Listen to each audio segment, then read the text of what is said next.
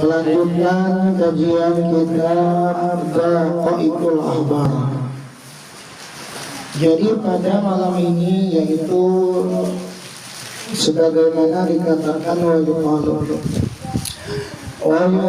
lan mengucapkan inna arwahal mu'minina uqsaduni bi rabbil arwahni wa mu'min Tidak mubid tatkala dan cabut opo arwah rafa'at sa'angka ngangkat daing arwah malaikat rahmah sopo malaikat rahmah ila sama'i maring langit asabi'ati kang kaping itu dirikan kalawang dimuliakan al-haizari Ayuna di mangka gegerwan munadin sabong kang gro-groan min kibali rahmat saking aradat Allah kang paling rahmat uktubuha nulis sirah bihamdi arwahul mu'min pilihina ila surga ilin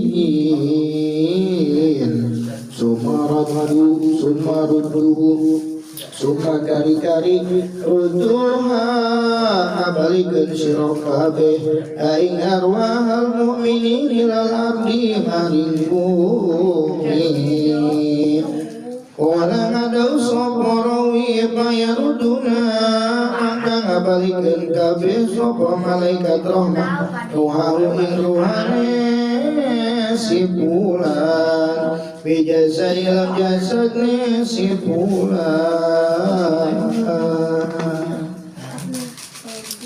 Aku bakal ngerti mahir asal Jawa mahir ya Pak Ade doang ngerti nih.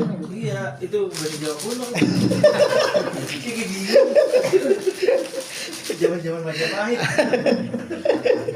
Bingung sih. Wah, yuk kalau katanya ini. Udah dia. Galon ngerti kan bahasa? Galon. Ini yang Sanskerta. Wa yuqalu dan dikatakan inna arwahal mu'minina idza qubidat rafa'at malaikatu rahmah ila samai as-sabi'ati bil ikrami wal ihsan.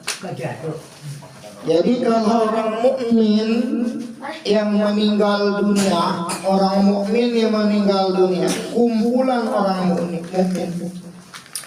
Jadi bila mana orang yang beriman telah dicabut ruhnya, maka ruhnya orang yang beriman ini diangkat oleh malaikat rahmat ila samai ke atas langit as-sabi'ati yang ke-7.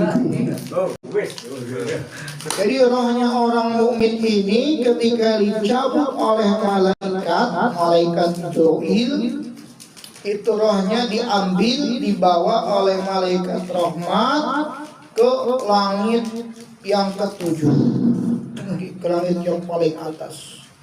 Bil ikrami wal izar, yaitu untuk dimuliakan dan untuk dihormati.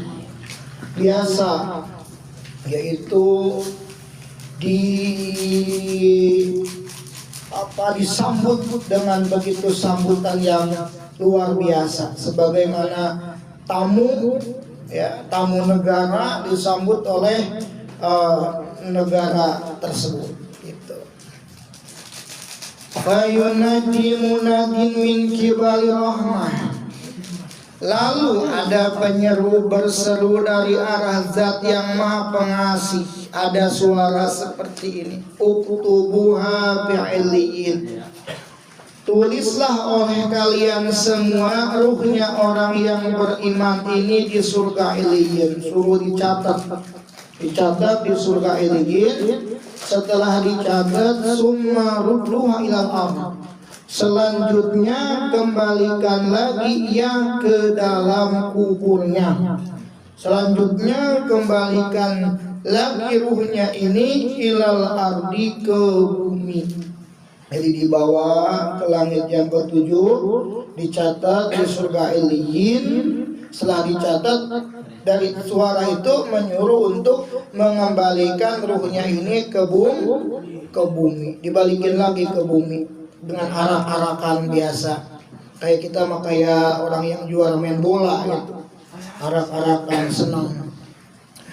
Qala lalu perawi kitab ini, perawi hadis berkata, lalu para malaikat rahmat mengembalikan ruh orang beriman itu ke dalam tubuhnya, di kuburnya, dimasukin lagi ruhnya itu ke dalam jasadnya orang yang beriman di dalam kuburnya. Setelahnya itu ayutahu lahu babun ilal jannah, dan dibukakan untuknya satu pintu menuju pintu surga. Jadi di kuburan itu ada pintu, yang dimana pintu ini bisa tembus ke surga. Wayang duru ila mawdihi, maka ruh itu selalu dapat melihat tempatnya di sana, di surga. Hatta takuna sa'atu, sampai kiamat tiba, atau sampai hari kiamat. Jadi di kuburannya itu Allah kasih satu pintu, yang pintu ini bisa melihat ke tempatnya, yaitu di surga. Jadi dia itu selalu melihat akan tempat tinggalnya kelak sampai hari kiamat. Itulah rohnya orang yang beriman. Bagaimana rohnya orang kafir? Nah, tatkala orang kafir itu orang yang meninggal dalam kafiran, ya. Tatkala dicabut ruhnya oleh malaikat Israel, maka ruhnya ini diangkat, dibawa oleh malaikat Adam. Diangkat oleh malaikat Adam ke atas langit dunia. Dibawa ke langit dunia, patuklah kudunaha abwabuha. Lalu ditutuplah di depan ruh itu akan pintu-pintu langit tersebut. Jadi kagak bisa masuk di pintu dunia, sudah nggak bisa masuk, ditutup, dikunci. Kalau rohnya orang yang beriman, maka melewati langit pertama, kedua, ketiga, keempat, cuma ruhnya orang benar tuh, rohnya orang soleh. Kalau ini rohnya orang bermasalah, orang kafir, jangankan langit yang ketujuh, langit yang pertama aja dia nggak bisa masuk, ditutup pintunya. Lalu diperintah malaikat Adam ini untuk mengembalikan ruhnya si orang kafir tersebut ke tempat pembaringan jasadnya, dan akan disempitkan kuburnya. Setelah dibalikan ruhnya ke jasadnya di dalam kubur, itu kuburan mempersempit akan kuburannya orang kafir. Kalau kata Pak De mah dipitik apa? Dipitik apa ya? Dipiting. Kemarin tuh dipiting gitu ya. Jadi rohnya orang kafir di dalam kubur itu ya akan dipiting, kata Pak De mah ya. Sebagaimana tadi dekapannya orang-orang yang dimusuhi olehnya, dipiting, digencet habis-habisan. Memang tidak akan ada orang yang selamat katanya dari kubur, ya. Akan tetapi orang yang beriman naik, dia akan didekap oleh kuburan sebagaimana dekapan istri terhadap suaminya, sebagaimana dekapan seorang perempuan yang mendekap anaknya, sebagaimana seorang perempuan yang memeluk anaknya itu pasti dengan pelukan cinta dan kasih sayang. Kalau orang yang beriman hangat paling di dalam kubur juga ya, beda dengan orang orang kafir kata Pak dipiting kagak dikasih gerak macam-macam kata kuburan diancam aja kapan lu istiadat. Insyaallah tabarakallah ya. Setelahnya dikembalikan ruhnya ke dalam kuburnya, lalu dibukakan satu pintu ilan nari yang dimana pintu itu menuju neraka, ngeblok, tembus ke neraka. Maka ruh itu akan dapat selalu melihat ke tempatnya sampai hari kiamat. Jadi setiap waktu ia melihat akan tempat tinggalnya, yaitu di neraka orang kafir mah tuh. Oleh karenanya semiskin-miskinnya kita, naudzubillah ya jangan sampai meninggal mati dalam kemurtadan. Wala tamutunna illa wa antum muslimun. Allah sudah memuliakan kita dengan Islam, maka jagalah Islam kita ini. Itu jangan terpengaruh cuma gara mie Indomie doang 3 biji apa keluar dari Islam, naudzubillah ya. Apalagi misalkan gara-gara perempuan dunia mah kurang endehoi. Yang paling mantap jangan sampai ketipu secantik-cantiknya perempuan dunia. Kalau ia menyesatkan apalagi sampai murtadkan kita mesti ingat ada bidadari yang menunggu kita. Gitu ya. Wa ala hada qaulu alaihi salatu wassalam, dan berdasarkan atas keterangan ini ada sabda Nabi sallallahu alaihi wasallam, hatta innahum la yasma'una sautani alikum wa innama muni'u minal kalam. Jadi hingga sesungguhnya mereka para ahli kubur katanya pastilah dapat mendengar suara langkah sandal-sandal kalian, hanya saja mereka terhalang tidak bisa untuk berbicara. Jadi kalau kita jalan di kuburan jalan di kuburan itu sandal kita itu kedengeran, itu kedengeran. Cuman dia kagak bisa ngomong, apalagi duduk di atasnya kuburan. Rawan gitu ya. Jadi kedengar suara sandal kita kalau kita jalan di kuburan tuh kedengeran. Apalagi misalkan di Bangun Jaya, bukan hanya tempat orang jalan pakai sandal, kadang-kadang motor ninja kaget tuh kuburan tuh. Iya, bikin kaget itu. Ayo lepas di kuburan mah beretika, cilin.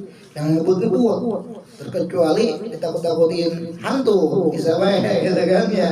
Kalau di kuburan bawa motor jangan terlalu ngebut, gasnya jangan juga terlalu dikencang-kencangin. Berarti walaupun mereka udah meninggal itu, tapi pada hakikatnya mereka mendengar suara yang ada di atas kuburnya. Jangankan suara motor, suara sandal saja terdengar gitu. Makanya diajarkan kita itu beretika kalau masuk kubur, baca salam, baca Fatihah, baca apa namanya, seiring kita jalan di kuburan itu baca kulhu falak minas, baca sampai dengan selesai keluar dari kuburan. Ya wis, kita niatkan di hati ini, niatkan yang saya baca ini itu untuk para ahli kubur yang muslim di sini. Gitu udah, gitu, jangan asal lewat baik. Makanya pantas pas pulang dari kuburan dikejar-kejar kuntilanak, somong kitanya, itu ya, ada adabnya. Itu sedikit lagi nih. Wasu'ila, dan pernah ditanya salah seorang dari ulama ahli hikmah tentang tempat para ruh setelah wafat. Jadi para ulama ahli hikmah pernah ditanya mengenai tempatnya para arwah-arwah setelah meninggal. Wahai Syekh, saya mau bertanya, itu arwah-arwah orang yang telah meninggal, baik dari para nabi, para syuhada, orang-orang soleh, sampai ke ahli maksiat ya, tukang judi, tukang mabok, tukang zina, ini di mana Syekh tempatnya nanti arwahnya? Akhirnya dijawab oleh sebagian ulama ahli hikmah ini. Faqala inna arwahal anbiya alaihimussalatu wassalam fi jannati adnin. Sesungguhnya arwah-arwah para nabi alaihi salatu wassalam itu berada di surga Aden. Jadi kalau arwahnya para nabi itu adanya di surga Aden. Watakunu pilahdi, dan ruh beliau itu dapat juga berada di liang kubur sebagai penghibur kepada jasad-jasadnya. Sedangkan jasad-jasad itu sendiri dalam posisi bersujud kepada Allah Subhanahu wa ta'ala. Jadi jasadnya para nabi itu bersujud kepada Allah Subhanahu wa ta'ala. Jadi terkadang liazan, terkadang juga balik pada jasadnya para nabi. Itu arwahnya para nabi. Ngertiin kok arwah para nabi di mana kok? Di surga Aden. Wa arwahu suhada fil firdausi, dan ruh-ruh para suhada itu berada di surga Firdaus. Orang-orang yang mati syahid, orang-orang yang mati yang membela agama Allah Subhanahu wa ta'ala, baik dari mulai para sahabat termasuk para pahlawan kita di Indonesia yang muslim, para syuhada itu rohnya ada di surga Firdaus, di bagian tanah surga, di dalam tembola burung-burung berwarna hijau. Tembola itu ini apa sih namanya? Yang biasa kumpulnya makanan itu, cepukan harus kita ya. Burung tersebut dapat terbang di dalam surga kayak orang naik pesawat, kayak orang di dalam pesawat gitu. Kapan saja dia mau, kemudian dia akan datang ke lampu-lampu yang bergantung di aras. Ya. Jadi kalau rohnya para syuhada itu di surga Firdaus. Dan ruh-ruhnya para anak kecil yang meninggal dari orang tuanya, al-muslimina yang muslim, bihawashili asyrafil jannah, mereka berada di tembola burung-burung kecil di surga. Anak-anak kecil yang ia meninggal sebelum balik itu rohnya ada di tembola itu, ini burung, di paruh burung, di situ kumpulnya, ya. Itu rohnya anak-anak kecil yang muslim. Wa arwahul mu'minin alladzina wa arwahu. Terusnya lagi ruh tersebut tidak memiliki wa arwahu wildanil musyrikin. Sedangkan ruh-ruhnya para anak-anak kecil yang meninggal dari orang tuanya yang musyrik. Orang-orang musyrik nih punya anaknya yang masih kecil nih wafat. Nah, ruhnya di mana? Ruhnya akan berputar-putar di dalam surga. Jadi anaknya orang-orang kafir yang meninggal sebelum balik, dia min ahlil jannah. Asal dia belum balik. Itu walaupun dia anak orang musyrik, anak orang kafir, anak non muslim, tapi kalau statusnya masih bocah, masih kecil, maka dia min ahlil jannah. Maka ruhnya itu akan berputar-putar di dalam surga. Ruh tersebut tidak memiliki tempat tinggal. Ruh itu terus berputar-putar sampai hari kiamat. Kemudian para ruh itu akan melayani orang-orang beriman di surga. Jadi ruhnya orang-orang musyrik, ruhnya orang-orang kafir itu nanti kan jadi pelayan. Ruhnya orang-orang musyrik, anak kecil gitu maksudnya, ruhnya anak-anak orang-orang musyrik, anak-anak orang yang kafir yang masih kecil meninggal, karena ada ruhnya tuh, maka ruhnya itu nanti kan jadi pelayan di surga.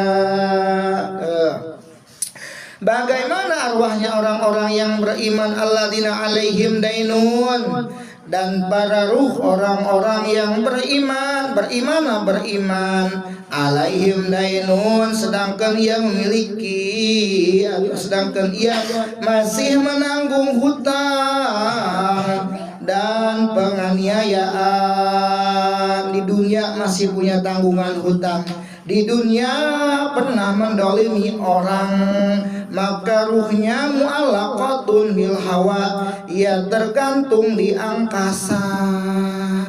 Ke atas enggak, di bawah kagak, awang-awang kayak layangan gitu. Itu arwahnya orang yang beriman, yang dimana ia masih memiliki tanggungan hutang, maka ruhnya itu masih bergelantungan gitu. Makanya kalau ditinggalin tirkah peninggalan daripada orang tuanya yang telah meninggal, beresin dulu hutangnya. Warisan nomor sekian, kadang-kadang warisannya dibagi, hutangnya dihantepin. Emang begitu. Nah gitu Bang Wahid. Lantas solailal jannati, ruh tersebut tidak dapat sampai ke surga dan tidak juga ke langit. Jangan ke surga, ke langit aja kagak. Apung di awang-awang itu terumbang ambing hingga kata yu'adiya anha adainu, hingga dibayarkan hutangnya dan penganiayaan dari dirinya itu. Umpama hutang nggak punya, tapi di dunia pernah mendolimi orang. Nah, sebelum orang yang dolimi ini memaafkannya, maka tetap rohnya bergelantungan. Makanya kalau umpama urusan hati kan berat ya. Umpama ada kita pernah dolimi orang, disakitin atau apa, ya syukur-syukur bisa nikhlasin loh, itu bagus. Tapi kalau semasa kita terasa sakit, didolimi sama itu dia, itu rohnya bergelantungan. Hanya bagi kita yang belum pernah nyakitin orang, ya udah sekarang minta halalnya dah. Itu. Wa arwahul muslimin al musyarina, dan para ruh orang-orang Islam, orang-orang Islam yang bergelimang dosa. Statusnya muslim, KTP mau muslim, sholat tapi kadang-kadang.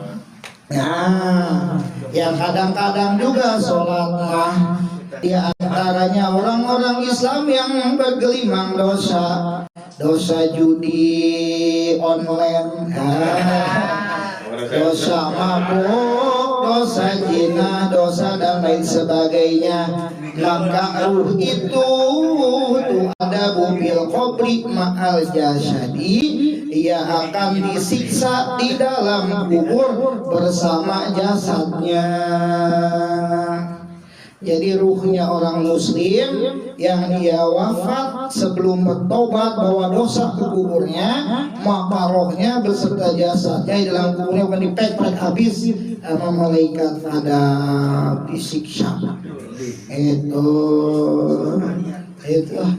kita pastinya banyak dosa gitu kan, tapi sebelumnya kita wafat semoga dosa kita akan dimaafkan. Nah kalau kita sudah dimaafkan gitu kan, nanti kita akan lolos daripada eksekusi malaikat adab di dalam kubur. Mentang-mentang kamu masih hidup ya, kagak ada yang ngingetin, kagak ada yang ngasih peringatan. Kamu bisa loncat-loncat, kamu bisa zina, mabuk, judi dan lain sebagainya. Gak ada yang ngingetin. Nih, kalian lu di atas punggung gua, sekarang lu udah di perut gua injek habis-habisan malaikat atas. Masya Allah. Makanya mumpung dikasih sehat, si hidup, kita tobatin. Ya Allah, dulu saya pernah gini-gini, maafin, kita saya punya dosa kelakuan saya waktu dulu ini, supaya pas jadi husnul khotimah, beres husnul khotimah ya. Satu lagi, bagaimana arwahnya orang kafir, orang munafik, di mana arwahnya? Rohnya di mana? Wa arwahul kafirina wal munafiqina fi sijinin fi nari jahannam, dan para ruhnya orang-orang kafir dan orang-orang munafik berada di sijin. Sijin itu adalah jurang yang ada di neraka jahanam. Di situ kumpulnya. dan ruh itu diperlihatkan kepada siksaan neraka jahanam di pagi dan di sore hari. Jadi kalau di pagi dan sore hari itu dilihatkan ke siksaan neraka jahanam. Posisi si jin itu di jurang neraka jahanam. Ya, kalau pagi sore itu diperlihatkan penyiksaan. Naudzubillah. Alhamdulillah. Segini saja, semoga bermanfaat.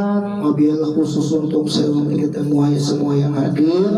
Dan sekali lagi tidak ada niatan menggurui sedikit pun. Hitung-hitung menasihati diri saya, mudah ada manfaatnya untuk saya dan syukur-syukur untuk kita semua, supaya untuk menjadi muslim yang lebih baik. Di antaranya kita masa tidak ada geser-gesernya diri kita di dalam berbuat kebaikan. Ngaji untuk bekal kita, sholat untuk bekal kita. Karena simpelnya nih, sederhananya, percontohannya bahwa tidak ada sedikit pun yang didolimi oleh Allah Subhanahu wa Ta'ala orang yang mendapatkan siksa di alam kuburnya, tergantung daripada amal perbuatan. Jadi gini, kita ini di alam dunia ini sekarang ya, ada yang dimana orang sedang berlomba-lomba di dalam berbuat amal baik, ada juga orang yang berlomba-lomba dalam amal buruk. Nah, oleh karenanya amal baik dan amal buruk yang ada pada diri kita. Kita punya, insya Allah amal baik punya, amal buruk punya. Cuma nantinya tergantung pas di timbangan ini lebih berat ke amal baikkah atau ke amal burukkah. Kalau ke amal buruk ke sebelah kiri dongdeng biasanya ya, langsung gini nyot cemplung gitu ya, tergantung itu mah, itu tergantung amal daripada perbuatan seseorang di alam dunia. Syukur-syukur amal kebaikannya lebih berat daripada amal keburukan. Oleh karenanya jangan ngentengin, jangan ngegampangin, jangan ngeremehin perbuatan baik walaupun sekecil remeh gitu, walaupun itu hanya sekecil atom. Karena kita tidak tahu, siapa tahu dari sekecil atom itu kebaikan, itu di dalamnya ada ridho Allah Subhanahu wa Ta'ala yang nilainya lebih besar daripada amalan besar yang kita kira-kirakan istilahnya dapat, ternyata jong gitu ya. Begitupun juga sebaliknya, jangan meremehkan amaliyah keburukan. Istilahnya hal kayak begini ini jangan, karena kita nggak tahu walaupun kecil keburukan itu, siapa tahu murka Allah lebih besar di dalamnya. Ya, itu saja. Kita lanjutkan lagi. Semoga bermanfaat. Assalamualaikum warahmatullahi wabarakatuh. Ya Rabbana Rabbana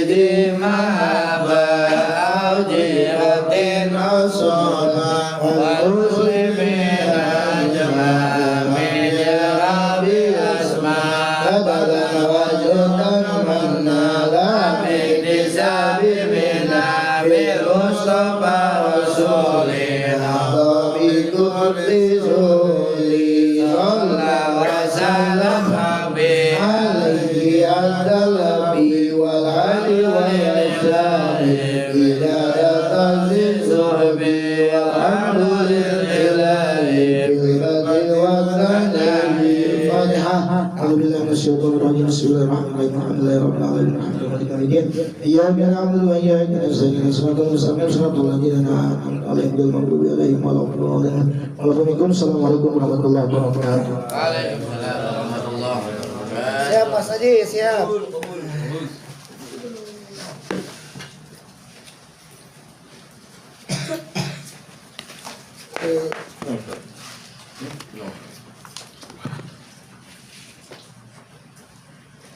Terakhir tuh Habis. awalnya. Ini guys. Hah? Alhamdulillah.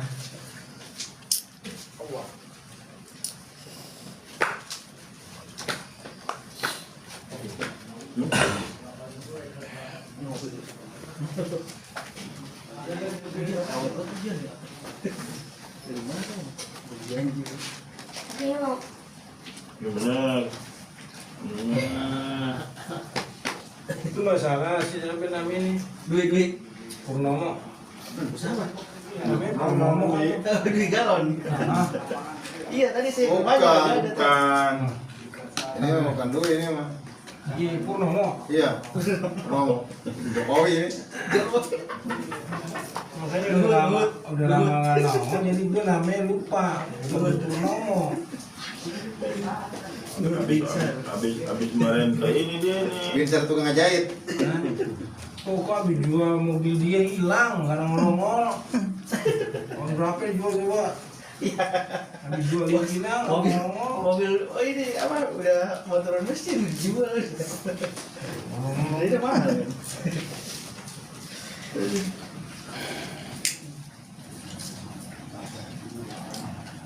Enak.